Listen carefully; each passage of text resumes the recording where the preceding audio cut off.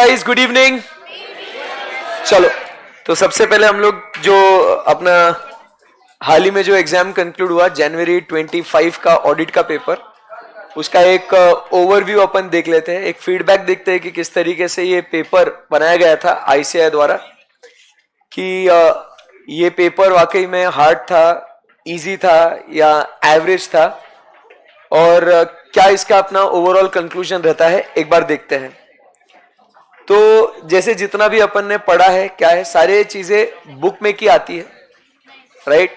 जो भी ICAI module बनाया ना, वो पूरा आईसीएआई मॉड्यूल के अंदर का ही सारा कंटेंट होता है। इंपॉर्टेंट ये होता है कि हमने पूरी चीजें विथ लॉजिक्स हमने पूरा पढ़ना चाहिए। और जब कभी हम लोग पढ़ते हैं और एग्जाम में ये क्वेश्चंस देखते हैं इस तरीके से लेंदी क्वेश्चंस, तो हमें ये पता होना चाहिए कि इसका मेन पॉइंट जो है वो क्या है, करेक्ट है, वो कॉन्सेप्ट किधर है अपने बुक में, और उस कॉन्सेप्ट से रिलेटेड आपने क्या करना है, पूरा आंसर लिखना है।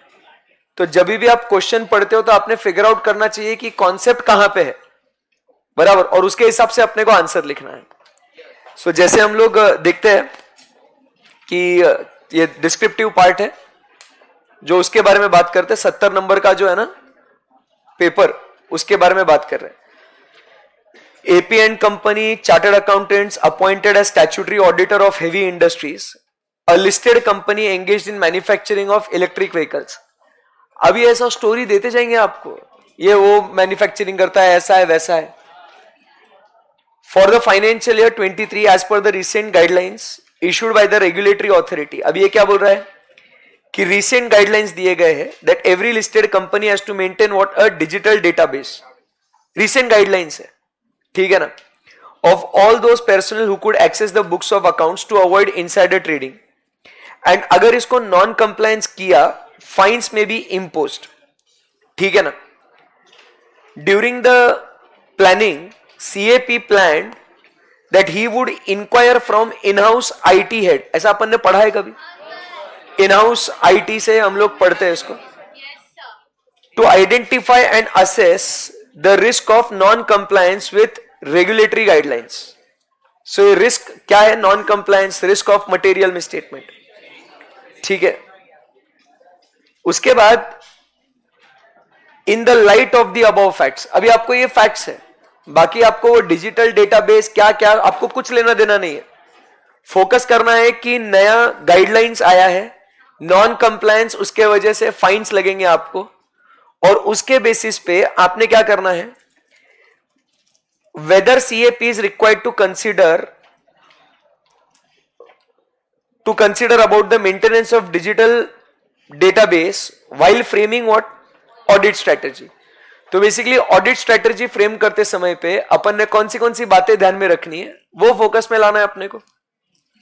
अब अपन ऑडिट स्ट्रेटेजी चैप्टर नंबर 2 में पढ़ते हैं, उसके अंदर अपन ने क्या बात करते हैं, first thing we talk about is what, the identify the characteristics, बराबर, of the engagement that defines the scope. बोलो याद है क्या आपको? आप जाओ, आप चैप्टर नंबर 2 में आप देखो, स्ट्रेटेजिक में है, उसके अंदर पॉइंट्स लिखे हुए हैं, एप्लीकेबल फाइनेंशियल रिपोर्टिंग फ्रेमवर्क, बराबर, द इंडस्ट्री रेगुलेटरी, वो फांसी वाला मेमोरी टेक्निक अपन ने पढ़ा था ना, तो उसमें के पॉइंट्स अपने को लिखना है, तो वो पहले अपने को डिफाइन करना है। फिर उसके बाद थर्ड पॉइंट अपन बात करते हैं, वो किसके बारे में है, सेकेंड पॉइंट अपना क्या था, हाँ वो नहीं, वो तो खत्म हो गया फर्स्ट। अब फर्स्ट पॉइंट अपन ने क्या बोला, स्ट्रेटेजी में identify the characteristics of engagement that defines what it's scope, तो वो तो उसके अंदर के पॉइंट्स लिखे, फाइनेंशियल रिपोर्टिंग फ्रेमवर्क, बराबर, एप्लीकेबल क्या, नहीं, उसमें सेकेंड पॉइंट फांसी मेमोरी टेक्निक है ना, उसका फाइनेंशियल रिपोर्टिंग फ्रेमवर्क, वो तो एफ हो गया, ए सेगमेंट रिपोर्टिंग, वो एस हो गया, आई मतलब industry specific reporting requirements, and और एक ए मतलब क्या है, audit expected use of audit evidence. तो इसके अंदर आए अपना इंडस्ट्री स्पेसिफिक रिपोर्टिंग रिक्वायरमेंट्स, तो पहले वो आइडेंटिफाई द कैरेक्टरिस्टिक्स, उसमें इंडस्ट्री स्पेसिफिक, तो क्या ये इंडस्ट्री स्पेसिफिक रिपोर्टिंग रिक्वायरमेंट हुआ क्या, बोलो यस और नो। अब सेकंड मेन पॉइंट अपना क्या है, रिपोर्टिंग ऑब्जेक्टिव्स, तो वो तो अपना सिंपल है, डिस्कशन विद दी ये वो वगैरह, तो वो भी अपने को लिखना पड़ेगा उसको। बराबर है। सो अपने को सेकेंड पॉइंट क्या लिखना है, अपना रिपोर्टिंग ऑब्जेक्टिव्स। तो जब हम लोग स्ट्रेटजी बना रहे तो रिपोर्टिंग ऑब्जेक्टिव्स, तो वी डिस्कस विथ अपना nature, timing and extent of what the audit work, the time table for reporting वो। एंड थर्ड पॉइंट अपन क्या कहते हैं, हाँ, डायरेक्ट दी एंगेजमेंट टीम्स एफर्ट। तो डायरेक्ट दी एंगेजमेंट टीम्स एफर्ट में अपन क्या कहते हैं कि डायरेक्ट एंगेजमेंट टीम्स एफर्ट तो सिग्निफिकेंट वॉल्यूम है, बट उसके बाद वो क्या कहता है, changes in what, the financial reporting framework and industry specific reporting requirements, वो भी तो चेंजेस है। तो ये वापस से इंडस्ट्री स्पेसिफिक चेंजेस होता है। फिर उसके बाद अपने को वो दो पॉइंट जो नॉर्मली है, preliminary engagement activities and nature, timing and extent of resources. तो ये आपको पूरा ऑडिट स्ट्रेटजी का पूरा लिख के आने का। इसमें क्वेश्चन में बोला है ना, फ्रेमिंग ऑडिट स्ट्रेटजी। क्वेश्चन क्या है, हाउ टू क्या करना है अपने को, ऑडिट स्ट्रेटजी बनाने का। ऐसे ही उधर क्वेश्चन है ना, to develop overall audit strategy, मतलब फ्रेमिंग ऑडिट स्ट्रेटजी। बोलो यस और नो। तो उसके हिसाब से आपको लिखने का है। और कंक्लूजन में these are the points the auditor should consider. 3 number का क्वेश्चन है, तो उसमें के मेन पॉइंट्स अपने ही लिखना है। फिर उसके बाद क्या कहता है, whether procedures planned by CAP are in line with SA 300। सो 300 में जब प्लानिंग करते हैं तो क्या हम लोग को ये रिस्क असेसमेंट प्रोसीजर वगैरह करना पड़ता है क्या? तो अपन ने what are the points to be considered in SA 300 for planning, materiality, बराबर है, ये पॉइंट लिखा था अपन ने। Risk assessment procedure, other risk assessment procedure, analytical procedure as a risk assessment procedure, determination of materiality. तो इसमें क्या अपन inquiry, planned inquiry for risk assessment, क्या ये ऐसे 300 में आता है क्या कि auditor should do analytical procedure as a risk assessment procedure? Should auditor do the other risk assessment procedures? और अदर रिस्क असेसमेंट प्रोसीजर में ऐसे 315 में अपन पढ़ के आए ना, इंक्वायरी, बराबर, with the in house legal council, IT head, ऐसा वैसा पढ़ के आए थे ना अपन। तो ये it is in line with it. ऐसा अपने को देखो, ये क्या इंडस्ट्री है, कैसा क्या, अपने को फोकस क्वेश्चन के मेन पॉइंट पे करना है। तो ये ऐसा आपका 5 नंबर का क्वेश्चन बन जाता है। समझ में आया? उसके बाद अगर अपन आगे और देखें, आप देखोगे फैशन का ये समझ, कुछ भी कॉन्सेप्ट आपने अप्लाई करना है और उसका थीम आपने पकड़ना है। आप ये कैसे एक्सपेक्ट कर सकते हो कि ऐसे आपको ये क्वेश्चन पूछेगा, आप इंटरमीडिएट में हो और आपको लगता है डिजिटल डेटाबेस, सर मैंने तो ऑडिट के पूरे सिलेबस में डिजिटल डेटाबेस के बारे में कुछ पढ़ा ही नहीं मैंने। आप समझ रहे हैं क्या बात को? तो आईसीआई आपको पूछ रहा है स्ट्रेटजी के बारे में, प्लानिंग के बारे में, जवाब उसके बारे में दे तू। This is the what we are discussing. एक फीडबैक अपना कि पेपर कैसा था, पेपर बहुत इजी था। समझा क्या बात को? आपको क्वेश्चंस पढ़ते आने चाहिए। अभी fashion garments limited, a company engage in manufacturing and sale of readymade garments, मेरे को क्या करने का है, मेन क्या पूछा उस पर फोकस करने का। The products manufactured by FGL cater to clothing requirements of men, women, kids section। बनाओ। Pearl and Associates is a statutory auditor, ठीक है।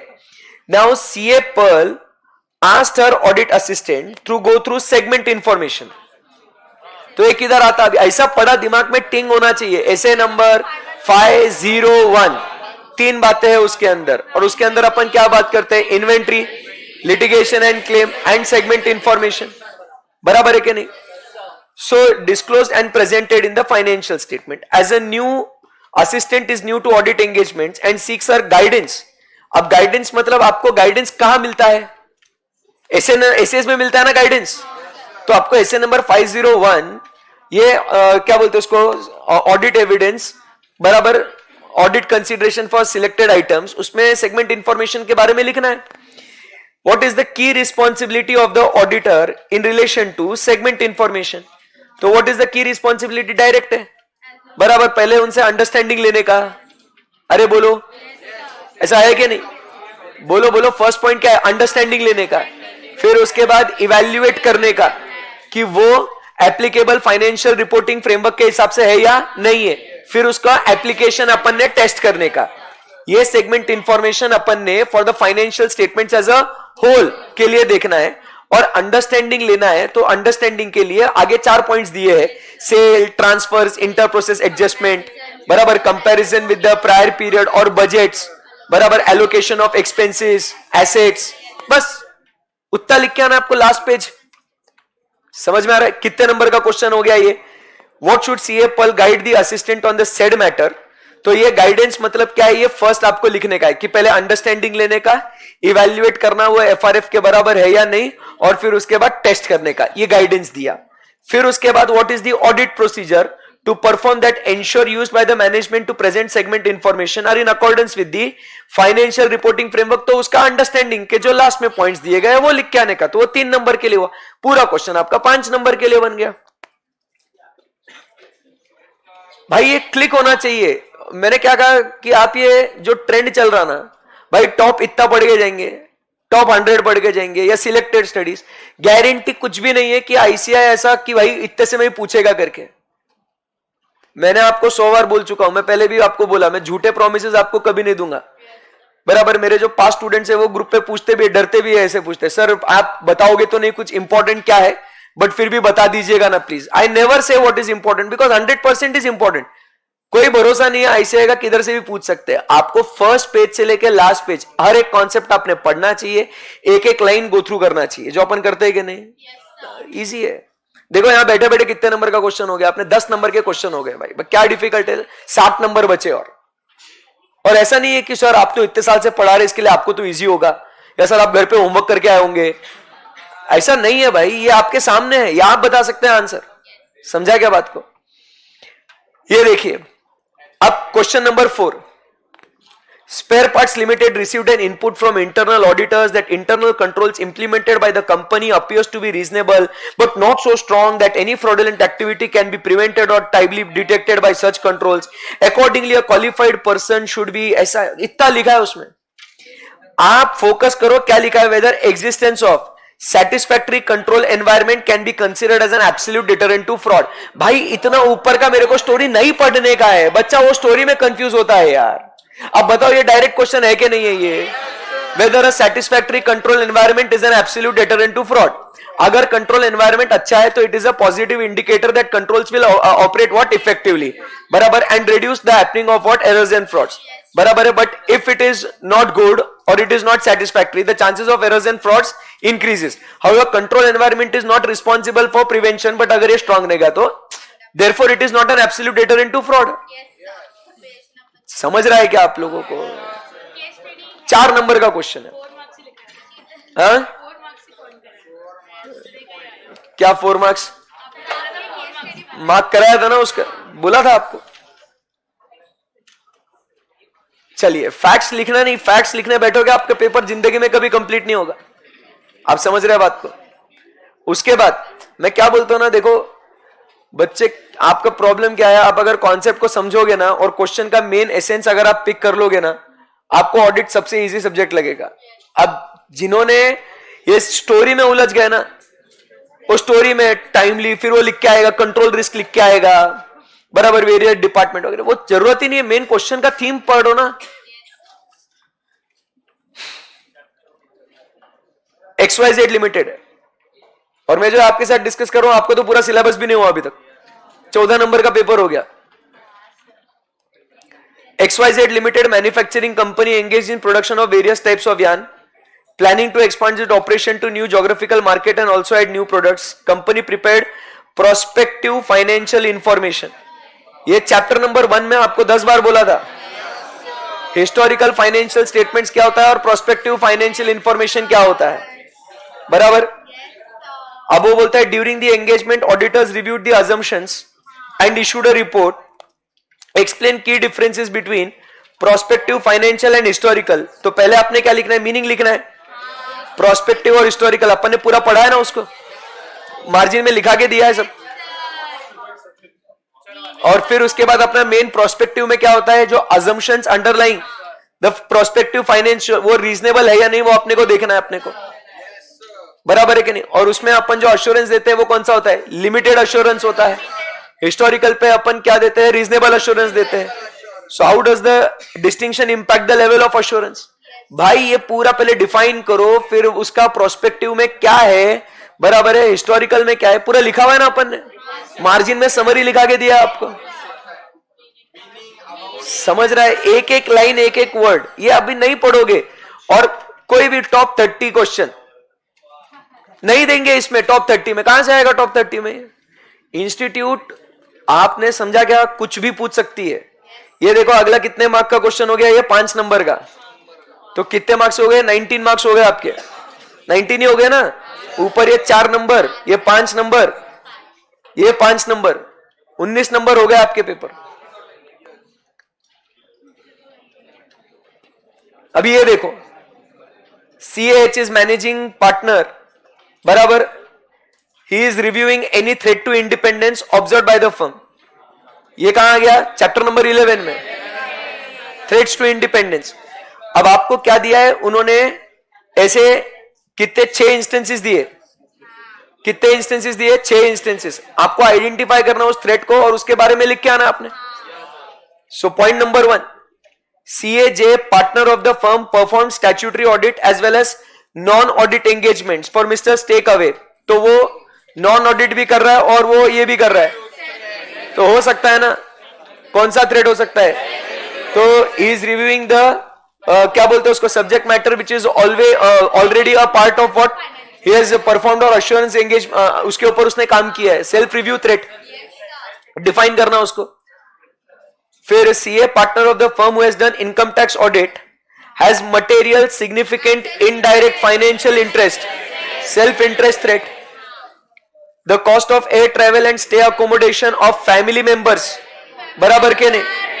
familiarity threat, hospitality and significant gifts। Explain करके आना है, समझा? एक एक लाइन में। one of the clients threatened to replace him, threatened to replace, intimidation threat, बराबर है कि नहीं? Then became an arbitrator for dispute, advocacy threat, बराबर। promoting opinion of the client, perceived to promote or promotes the opinion of the client where the third party may reasonably believe that the auditor's integrity has been or objectivity has been compromised। उसके बाद accepted assignment of tax audit on behalf of the firm, he agreed to pay him contingent fees, contingent fees happening और कौन सा? self interest threat। खत्म हो गई। पैसे के ऊपर डिपेंडेंट है तो अच्छा काम करके दूंगा। ऐसे ही आपको you are requested to classify the types of threats in each of the above observation. In case of such threat exist what should the auditor do? अब ये दूसरा 2 मार्क का क्वेश्चन है। 6 आपको पूछेगा ना, आधा आधा मार्क उसके लिए। अब अगर थ्रेट्स है तो what the auditor should do? Safeguards लगाने के पहले आपको देखना चाहिए थ्रेट्स टू इंडिपेंडेंस, मतलब ये चेक करना चाहिए। The auditor should be and appear to be independent. He should therefore conscientiously check whether threats to independence exist. If the threats to independence exist, he should eliminate, he should desist or eliminate or apply safeguards to reduce it to an acceptably low level। फिर अपन ने chart बनाया था, होंगे नहीं होंगे ऐसा। पूरा तो डिस्कस नहीं कर रहा हूं बट मैं आपको समझा रहा हूं। 19 + 5 भाई, आप किसी से भी अभी तक तो आपने रिवीजन भी नहीं करा है, आप टेस्ट देने से डरते हो अभी तक। ये ICAI का मैं समझाने की कोशिश कर रहा हूं आपको, आप सब्जेक्ट से मत डरो, बहुत अच्छा सब्जेक्ट है। और बच्चे जो बोल रहे हैं ये बहुत डिफिकल्ट पेपर था, आपको लगता है डिफिकल्ट है अभी? और भाई देखो 100 में से 10-15 यहां वहां, वो तो CA के एग्जाम है भाई, तो 10-15 नंबर का तो बत्ती गुल वाले क्वेश्चन तो आएंगे ही ना, but focus on the 85 marks ना। समझ रहा है क्या बात को? ये रहा FRP, अगला 4 नंबर का question. FRP and associate statutory paint company trading audit is carried out procedure with his audit team, ऐसा ऐसा लास्ट में फोकस करेंगे। So how can CAM ensure that audit evidence is collected by CA Ravi during the audit will be sufficient for the purpose of audit और not? किसके बारे में लिखना है बताओ? सफिशिएंसी ऑफ ऑडिट एविडेंस के बारे में आपका कॉन्सेप्ट है उसके लिए। सफिशिएंसी मतलब quantity, quantity dependent upon what? The risk of material misstatement and quality of audit evidence. बोलो यस और नो? तो quality refers to what? Relevance and reliability. उसके अलावा the factors on which the sufficiency of audit evidence is dependent is 3 points. Number 1 materiality, risk of material misstatements and size and characteristics of population। Sufficiency की बात हो रही ना, sufficiency के बारे में क्वेश्चन है ना, आपको पिक करते आना चाहिए कि भाई ये क्वेश्चन कहां से है। और मैं क्या बोल रहा हूं, ये तो अभी तक आपने क्लास में मेरे साथ पढ़ाई करी है। जब आप खुद से आपके लिए फाइनल एग्जाम्स के लिए प्रिपरेशन करोगे तब लेवल ऑफ अंडरस्टैंडिंग क्या रहेगा आपका। 4 नंबर और हो गए। ये आपके अकाउंटिंग स्टैंडर्ड के ऊपर क्वेश्चन है, जो आप लोग जब चैप्टर नंबर 5 पढ़ेंगे तभी भी आपको आएगा ये। तो ये बात हो रही है किसके बारे में, कि the software is not an integral part of related hardware and research of an internal project work amount to 1 crore. तो उन्होंने उसको प्रेजेंट किया है। So engagement partner inquired about the correctness of the presentation made in terms of schedule 3 and further wanted to ensure that all addition to intangible assets have been recorded appropriately। तो ये chapter number 5 से direct question आता है, intangible assets को कैसे verify करोगे। और जिसमें अगर सॉफ्टवेयर वगैरह होते हैं तो सॉफ्टवेयर दो तरीके से होते हैं, आप AS 10 में पढ़ते हो पीपीई में, कि अगर सॉफ्टवेयर और हार्डवेयर बराबर, software is not an integral part तो उसको इंटेंजिबल में दिखाते हैं, बट अगर वो हार्डवेयर और उसमें सॉफ्टवेयर की इतनी कोई इज्जत नहीं है तो वो टेंजिबल एसेट में ऐड होता है। अकाउंटिंग स्टैंडर्ड में पढ़ते हैं ना आप लोग, क्या बोलते हैं उसको, सब्सटेंस ओवर फॉर्म, ऐसा कुछ तो बोलते हैं ना आप, सब्सटेंस ओवर फॉर्म ऐसा कुछ बोलते हैं ना अपन। तो वी फोकस अपॉन दैट। तो वो आपका अकाउंटिंग स्टैंडर्ड और चैप्टर नंबर 5 में ये क्वेश्चन है। ये आगे बढ़ते हैं, ये क्या हुआ, ठीक है। Projects India is engage in the manufacturing of trading of disposable, ठीक है। अभी ये जो है ये आपका नहीं हुआ है बट आपको बता देता हूं। It is the companies business is going downward. ये उसने कैसे किया, एनालिटिकल प्रोसीजर करके। But analytical procedure, company business going down, तो एनालिटिकल प्रोसीजर पे क्वेश्चन नहीं है, ये पूरा पढ़ना होता है। वो कहता है कि management has not taken any steps to increase the revenue, ऐसा ऐसा। तो ये गोइंग कंसर्न के ऊपर क्वेश्चन है, जो ऐसे नंबर 570 जब हम लोग पढ़ेंगे तो उसके ऊपर है। तो ये ऐसे नंबर 570 पे क्वेश्चन नहीं है, ये आपका हुआ नहीं है तो कोई बात नहीं, पढ़े। ये ऐसे नंबर 570 पे क्वेश्चन है कि गोइंग कंसर्न कैसे एस्टेब्लिश करेंगे, जब अभी अपन नेक्स्ट चैप्टर स्टार्ट करेंगे ना अपना, कौन सा चैप्टर नंबर 7, उसमें ऐसे 570 पे क्वेश्चन है ये। नेक्स्ट ये वाला भी आपका ऑडिट रिपोर्ट में ऐसे 700 पे किस तरीके से ओपिनियन देना है उसके ऊपर है। बट इसमें आप क्या होता है, बीच में आता है एक्सटर्नल कंफर्मेशन। तो बच्चे को लगता है 505 के ऊपर क्वेश्चन है क्या, नहीं, ये ऐसे 700 में ओपिनियन कैसे बनाने का उसके ऊपर क्वेश्चन है ये। समझा गया, क्वेश्चन को पिक करते आना चाहिए। चलिए ये वाला क्वेश्चन 5 नंबर का क्वेश्चन 4A, कितना बड़ा क्वेश्चन दिख रहा है, देख के डरता है बच्चा, ये सोचता है कि मेरे को आएगा क्या। PQR and company chartered accountants has been appointed as statutory auditor. The financial statements of the company have material amount outstanding as debtors. Aging of debtors has been done by internal auditors and is given by them in their monthly report. तो अभी internal auditor आया है, ऐसे number कौन सा, 610। This issue was also discussed with management. The engagement partner PQR has decided to give the age-wise debtors as per the report of internal auditor due to shortage of time. So external auditor is trying to use the work of internal auditor. समझ में आ रहा है आपको? After audit report was released, engagement partner realized that disclosure of debtors is misleading and the aging was not done by internal auditors on correct principles due to the provision made against old debtors was wrong. याद है क्या आपको, हमने ऐसे 610 introduce करने के लिए पहले मैंने आपको बोला कि मैं उस इंटरनल ऑडिटर का काम यूज करना चाहता हूं और उसके बेसिस पे अपना ओपिनियन दे दूंगा। फिर उसने क्या बोला, ठीक है यूज कर लिया, बट फिर गलत हो गया, मैनेजमेंट ने बोला तुमने गलत किया। तो हमने क्या बोला था, नहीं नहीं आप इंटरनल ऑडिटर को पकड़ो, मैंने थोड़ी कुछ गलत काम किया है। तो फिर वो रोते रोते आईसीआई के पास गया, आईसीआई ने बोला आपको कुछ, ध्यान से पढ़ो। The engagement partner held that internal auditor is responsible for this, is he correct in making the statement. तुमने भी खुद क्या बोला था उस समय पे।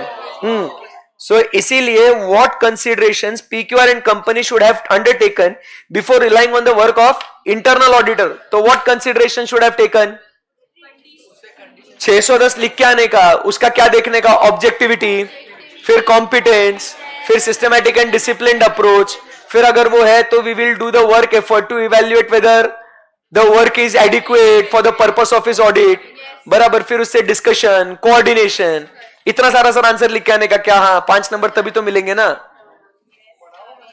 हाँ तो लिखना ही पड़ेगा ना भैया, मजाक थोड़ी हो रहा है यहाँ पे। इंटरनल ऑडिटर का काम यूज करना है अपने को। So what considerations before relying on the work, पूरा लिख के आना पड़ेगा ना। वो 3 कंडीशंस, ऑब्जेक्टिविटी, कॉम्पिटेंस, और ये सही है ना एकदम? यस। उसके बाद identify and explain the assertions. पता है क्या असर्शंस? फिर क्या बोला? Employ benefit do not include, employ benefit expenses do not include the cost of any unauthorised personal. बोलो क्या बोलना है? इधर मार्जिन में पढ़ो मत, उसने क्या लिखा है। अब आपने ये बुक में जाके पढ़ना है आपने। फिर it do not include the cost of any unauthorised personal.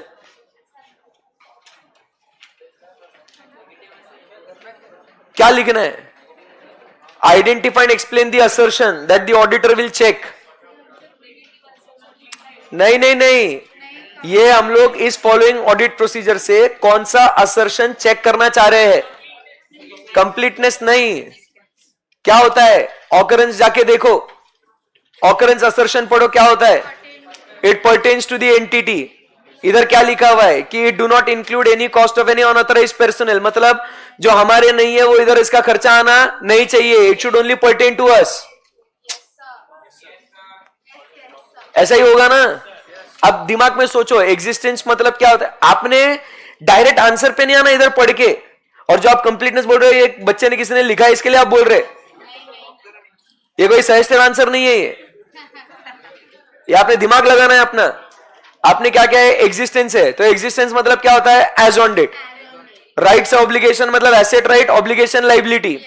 Cut off मतलब क्या कहते हैं? करेक्ट अकाउंटिंग पीरियड में, बराबर। एक्यूरेसी मतलब करेक्ट अमाउंट पे।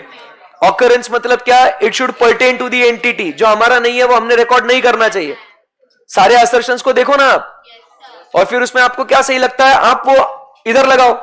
अब इधर लिखा है all items of inventory pertaining to the relevant year shall be included regardless of the location. All items of the inventory should be included.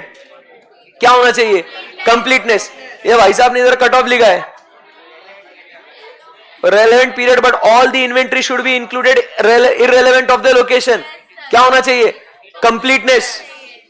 बोलो yes or no? हाँ, हो सकते हैं, बट इसमें मेन जो असर्शन है वही है ना, एक एक असर्शन लिखना है ना उसके बारे में।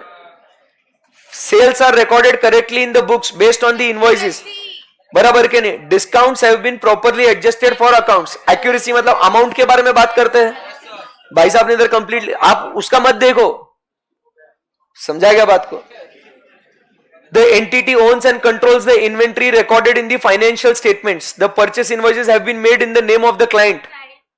It pertains to the entity own and control. So it is rights and obligation. बराबर, and occurrence. दो assertions, बराबर है कि नहीं? Inventory has been recognized at a lower of cost or NRV. AS2 valuation, बराबर है कि नहीं? Yes. बताओ ऐसा ये कितने नंबर का क्वेश्चन आया? 5 नंबर। आपने क्वेश्चन पढ़ के आपने आंसर नहीं लिखना है, मतलब ऑब्वियसली क्वेश्चन पढ़ के आंसर लिखना है, बट ऐसा मैं कह रहा हूं, ये जब आप पढ़ते हो तो आपने सोचना है कि what are the different types of assertions, और फिर उसमें देखना है कि ये कौन सा बैठता है, तो आपका कंफ्यूजन कम होगा। समझा क्या बात को? तो ये 5 नंबर हो गए, ठीक है ना? कितना? 24 + 5। उसके पहले का भी हुआ ये वाला, 38 मार्क्स का हो गया आपका क्वेश्चन, ठीक है? ये वाला आपने पढ़ा नहीं है, but how the matter will be disclosed, litigation and claim का मैटर है, बट ये क्वेश्चन है कि how to report the matter in the auditor's report. तो जब हम लोग ऑडिटर्स रिपोर्ट पढ़ेंगे, कारो पढ़ेंगे, तो उसमें डिस्प्यूट्स वगैरह होता है, तो वो कैसे रिपोर्ट करना है उसके बारे में बात करेंगे। अभी ये the audit documentation of Z should reflect these changes, but the auditor of the company failed to document audit strategy and audit plan.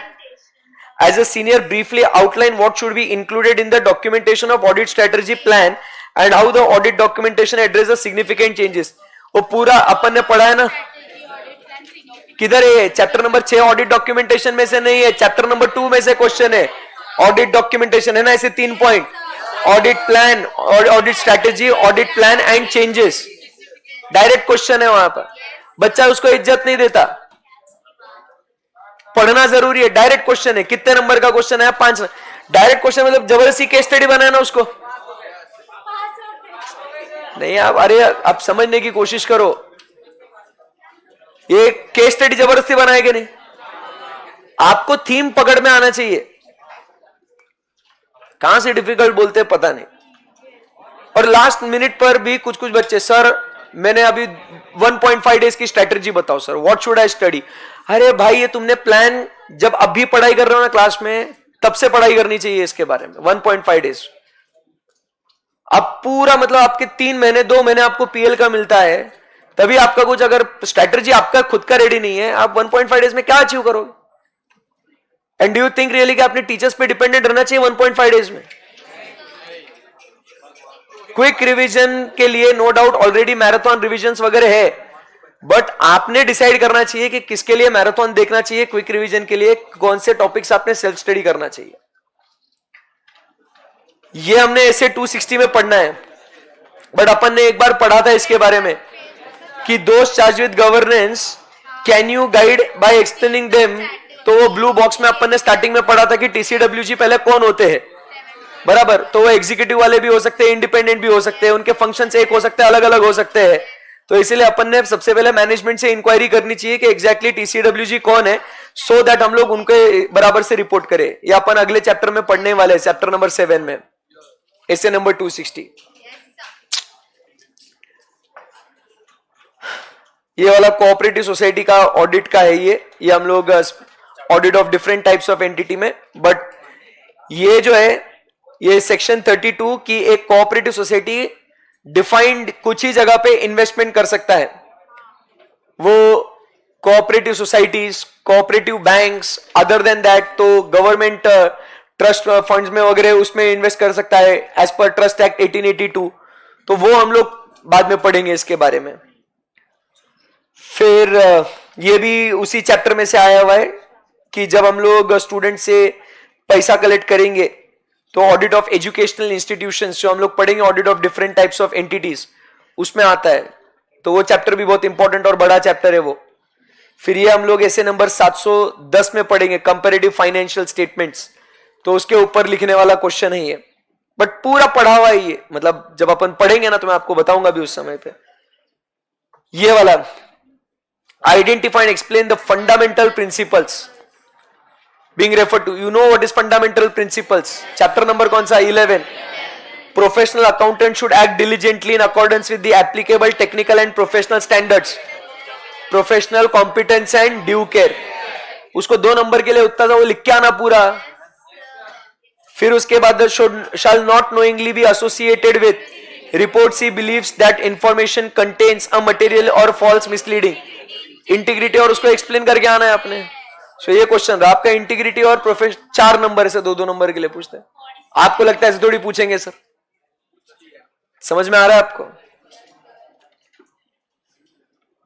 ये ऑटोमेटेड एनवायरनमेंट अपना यूनिट बाकी है, बट उसका भी डायरेक्ट क्वेश्चन आता है। Different types of test available, खत्म।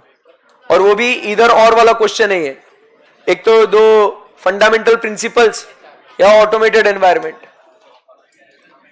Overall जितने हमने टॉपिक पढ़े, क्या उसमें आपको लग रहा है कि हमको आता है करके? तो 70 मार्क्स का ये पेपर है, उसमें से हम 40 ऑड अपन ने ऑलरेडी कवर कर, मतलब कर लिया अपन ने 47 ऑड मार्क्स का। कॉन्फिडेंस आ रहा है क्या आपको? फिर this is audit paper for you. तो ओवरऑल फीडबैक कैसा रहा? ये आप समझिए बात को, बहुत इजी पेपर है। कॉन्सेप्ट्स आप पढ़ के जाएंगे तो आपका पेपर आसान हो जाएगा, राइट? Thank you.